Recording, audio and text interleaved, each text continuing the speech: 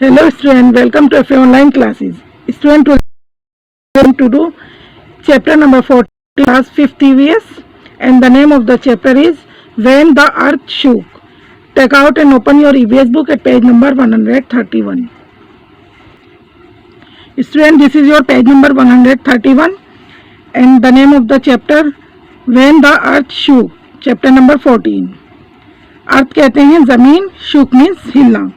जब जमीन हिल गई, जमीन जब हिलती है तो उसके हिलने को क्या कहते हैं? अर्थक्वेक कहते हैं. हिंदी में इसे भूकंप कहते हैं.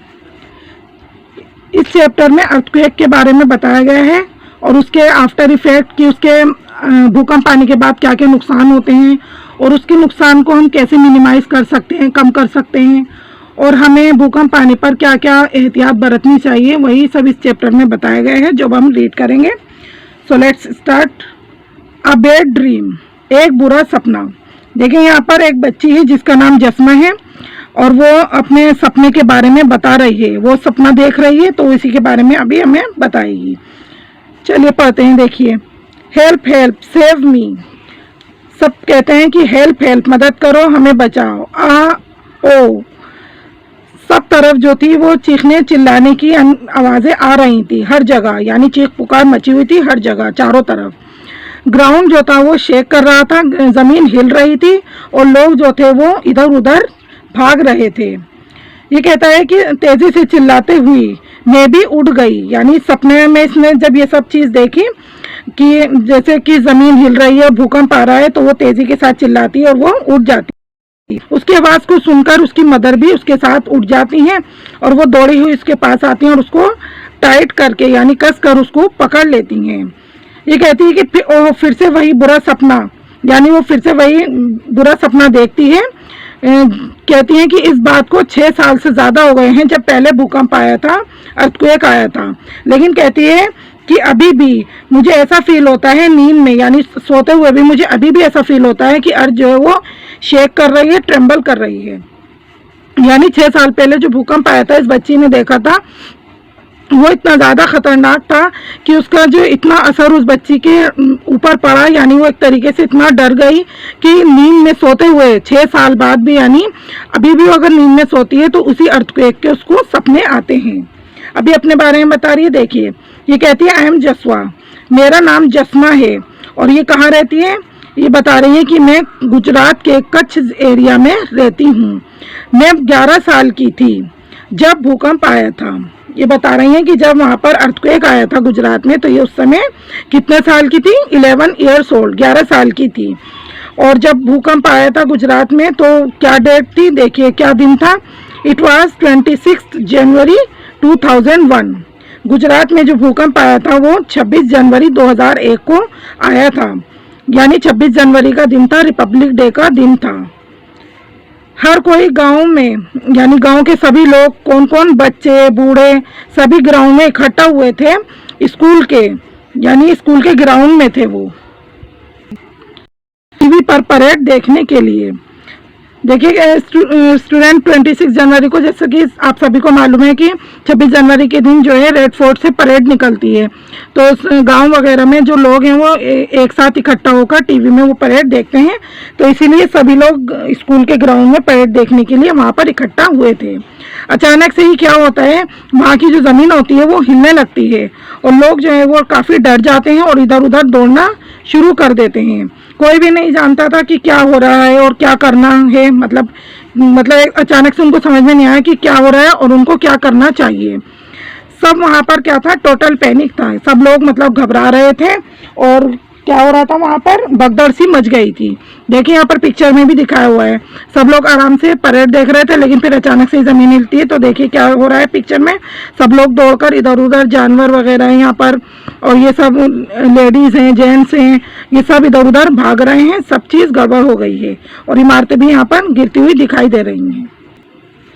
फिर कुछ ही मिनटों में हमारा जो विलेज था, हमारा गांव जो था, वो ग्राउंड के ऊपर, ज़मीन के ऊपर फ्लैट हो गया था। यानी सारी इमारतें वगैरह गिर गई थी और पूरा गांव फ्लैट हो गया था।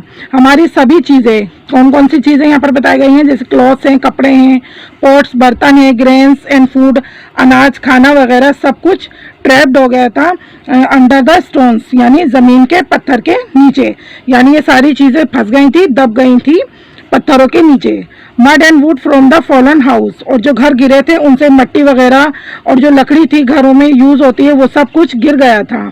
और उस टाइम पे हर किसी को सिर्फ दो ही चीजें सूझ रही थी। यानी उस समय के जो लोग थे उस टाइम वो सिर्फ दो ही बातों के बारे में सोच रहे थे। वो कौन कौन सी दो बातें थी कि लोगों को कैसे बचाया जाए जो जमीन के नीचे दब गए हैं, यानी उनको हम कैसे सेव करें, उनको किस तरीके से निकालें जो मलबे के नीचे दब गए हैं। और दूसरी बात क्या थी जो वो सोच रहे थे, दूसरी चीज ये थी कि घायलों को किस तरीके से ट्रीटमेंट दिया जाए, यानी उनका किस तरीके से इलाज किया जाए। ये दो बातें उस टाइम लोगों को सोचनी पड़ रही थी, सोच रहे थे वो।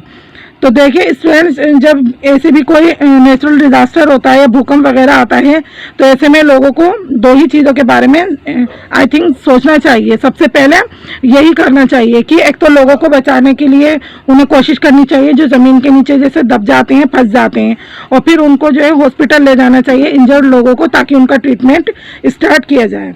अब जो विलेज हॉस्पिटल था, उनके गाँव का जो हॉस्पिटल था वो भी डैमेज हो चुका था, वो भी नष्ट हो चुका था, और बहुत सारे लोग जो थे वो सीरियसली इंजर्ड थे, घायल हो गए थे। और एक बता रही हैं कि मेरी लेग भी, मेरी टांग भी टूट गई थी, उसमें फ्रैक्चर हो गया था।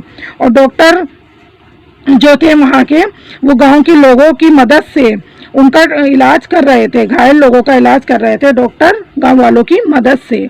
और 6 लोग जो थे वो हमारे गांव के, वो भी उस अर्थक्वेक में मर गए थे, जिसमें कि बता रही हैं कि मेरे जो ग्रैंडफादर थे यानी नाना थे, वो भी घर के अंदर ही दब गए थे, यानी उनकी डेथ हो गई थी, घर के नीचे दब गए थे। और मेरी मदर जो थी वो मतलब हर समय, हर टाइम क्या करती रहती थी, वो रोती रहती थी। और अपनी मम्मी को ऐसा देखकर, यानी उनके रहता हुआ देखकर मुझे भी रोना आ जाता था, मैं भी उनके साथ रोने लगती थी। और हमारा जो पूरा गांव था वो बहुत सैड था, यानी बहुत दुखी था, इससे और डिस्टर्ब था। इसमें देखिए ह्यूमन बीइंग की जो लाइफ होती है बहुत ज़्यादा इम्पोर्टेंट होती है, और ऐसे टाइम में उसको बचाना सबसे ज़्यादा ज़रूरी होता है। क्योंकि एक बार अगर कपड़े, बर्तन, खाना वगैरह हमारे चले गए, यानी दब गए, तो कोई बात नहीं, वो हमें दोबारा से फिर से मिल सकता है। लेकिन एक बार किसी इंसान की जान चली जाए तो वो दोबारा वापस नहीं मिलती। तो इसलिए ऐसे टाइम में जो आसपास के लोग होते हैं और जो दूसरी कंट्रीज होती हैं उनको भी इस टाइम हेल्प करनी चाहिए। और जैसे कि कई बार और कंट्री में भी इस तरह की जब कंडीशन होती है तो हमारा इंडिया भी उनको हेल्प करता है, और जब हमारी इंडिया में इस तरह की कंडीशन होती है तो दूसरी कंट्रीज जो होती हैं वो भी हमारी इंडिया की हेल्प करती हैं। चलिए आगे रीड करते हैं। देखिए यहाँ पर बताया गया है कि मोटा बापू जो हैं, गांव के जो सरपंच हैं, उनका घर जो है वो बहुत ज़्यादा डैमेज नहीं हुआ, यानी उसमें कम नुकसान हुआ है उनके घर को। तो वो क्या कर रहे हैं, वो सभी को राइस और वीट यानी गेहूँ और चावल दे रहे हैं हर किसी को अपने गोदान से। बहुत दिनों तक जो और विलेज की वुमेन थी, यानी गांव की जो औरतें थीं, उन्होंने एक साथ मिलकर मोटा बापू के घर पर खाना बनाया और हर किसी को खाना दिया, यानी खाना खिलाया। उन्होंने मोटा बापू के घर पर खाना इसलिए बनाया क्योंकि उनके अपने घर तो सबके टूट गए थे, तो इसलिए वहाँ पर मिलकर, उनका घर बड़ा भी था और वहाँ पर कम डैमेज भी हुआ था, तो इसलिए लोगों को खाने पीने की ज़रूरत थी, तो वहाँ पर सबने मिलकर एक साथ खाना पकाया, लेडीज़ ने, और सबको खाना खिलाया। ये कह रहे हैं कि इमेजिन करिए बिना घर के कोल्ड विंटर में, यानी बहुत ज़्यादा ठंडी सर्दियों में बिना घर के कैसा लगता है, सोचकर देखिए। कह रहे हैं तो डर लगता है एक तो, और जो ठंड होती है, ये बता रहे हैं कि उसकी वजह से हम रात में सो भी नहीं पाते थे, यानी रात भर हम जागते रहते थे कि एक तो डर था हमें और दूसरा ठंड भी थी, तो इसी वजह से वो पूरी रात सोते नहीं थे। और सारे टाइम, सारे समय ये कह रहे हैं कि हमें बस एक ही फिक्र लगी रहती थी, एक ही चिंता थी कि कहीं दोबारा फिर से दूसरा अर्थक्वेक ना आ जाए। जब गांव में मदद पहुंचती है तब उसके बारे में बता रहे हैं। फिर क्या होता है, ये कह रहे हैं कि कुछ दिनों बाद लोग जो थे वो शहरों से हमारे गांव में आ रहे थे ये देखने के लिए कि क्या हो गया था। और वो जो लोग वहाँ से शहरों से हमारे गांव में आ रहे थे वो अपने साथ क्या क्या लाए ये बताना है कि वो अपने साथ फूड यानी खाना लाए, मेडिसिन दवाई लाए एंड क्लोथ्स कपड़े लाए, क्योंकि हर किसी को भूख लगी थी, खाना चाहिए था, मेडिसिन क्योंकि वो इंजर्ड थे, जख्मी थे तो इसलिए उन्हें मेडिसिन चाहिए थी, और क्लोथ्स यानी कपड़े पहनने के लिए, ठंड थी तो उन्हें पहनने के लिए कपड़े चाहिए थे, तो ये सब चीज़ें उनके साथ अपने साथ लेकर आए थे जो लोग शहर से आए थे। हर कोई इन चीज़ों को लेने के लिए दौड़ रहा था। देखिए यहाँ पर पिक्चर में जो दिखाया हुआ है, जैसे ये चीज़ें बांटने के लिए आए तो लोग इनको लेने के लिए जल्दी जल्दी दौड़कर जा रहे हैं, क्योंकि सभी को ऐसे टाइम में इन चीज़ों की ज़रूरत थी। और क्लोथ्स ये बता रहे हैं कि जो उस टाइम जो वो क्लोथ्स वहाँ से शहर से लेकर आए वो बिल्कुल अलग थे, क्योंकि गांव के लोग तो अलग तरीके के कपड़े पहनते हैं और शहर के लोग अलग तरीके के कपड़े पहनते हैं। ये बता रहे हैं कि शहर से जो लोग हमारे लिए कपड़े लेकर आए थे वो बिल्कुल अलग तरीके के थे और हमने इस तरीके के कपड़े पहले कभी नहीं पहने थे। लोग जो अलग अलग ग्रुप से आए थे शहरों से, तो उन्होंने हमारी टेंट लगाने में मदद की, यानी उनकी हेल्प से हमने टेंट लगाए। और इन बता रहे हैं कि इन प्लास्टिक टेंट्स में इतनी सर्दियों में रहना, क्योंकि 26 जनवरी में फुल ठंड होती है, तो ये बता रहे हैं कि ऐसे में इन प्लास्टिक टेंट में रहना, टेंट कैसे थे, प्लास्टिक के बने हुए थे, तो ये बता रहे हैं कि बहुत ज़्यादा मुश्किल था उन टेंटों में रहना सर्दी के दिनों में, क्योंकि इस टाइम में घर जो थे उनके वो सब टूट गए थे और इतनी जल्दी तो घर वगैरह नहीं बनते, तो ऐसे में क्या करते हैं, टेंट जो होते हैं वो लगा लेते हैं रहने के लिए, जो टेम्पररी घर कहलाते हैं। और इनमें से कुछ लोग जो थे जो गांव से आए हुए थे उनमें साइंटिस्ट भी थे और वो ये पता लगाने की कोशिश कर रहे थे कि कौन से एरियाज में भूकंप ज़्यादा आने के चांसेस हैं, और हमारे गांव के लोगों ने भी उनसे बात की इस बारे में, और तो उन्होंने कुछ सजेशन दिए कि किस तरीके से हम अपने घरों को दोबारा से बना सकते हैं। और इंजीनियर, आर्किटेक्ट, वो जो लोग गांव आए थे गांव में, उन्होंने हमें कुछ स्पेशल डिज़ाइन दिखाए घरों के बनाने के लिए। उन्होंने हमें बताया कि अगर हम इस डिज़ाइन से अपने घरों को बनाएंगे तो जब अर्थक्वेक आएगा तो उससे ज़्यादा डैमेज नहीं होगा। लेकिन हमारे गांव के लोग जो थे वो थोड़े डरे हुए थे। उन्होंने सोचा कि अगर ये लोग हमारे घरों को बनाएंगे यानी तो हमारा गांव जो है वो पहले जैसा नहीं लगेगा, यानी हमारे पुराने गांव जैसा नहीं लगेगा, वो तो बिल्कुल अलग हो जाएगा, क्योंकि शहरों के घर अलग होते हैं। अगर वो उसी नक्शे से हमारे घर बनाएंगे तो हमारे गांव जैसा लगेगा ही नहीं। तो इसलिए जो गांव वाले थे तो उन्होंने सोचा कि उन लोगों से कि आप जो है हमारा घर मत बनाना, हम अपने घर खुद बनाएंगे, सिर्फ आप हमारी हेल्प कर देना, और आप जो है वो विलेज का जो स्कूल है, हमारे गांव का जो स्कूल है उसको बना दीजिएगा।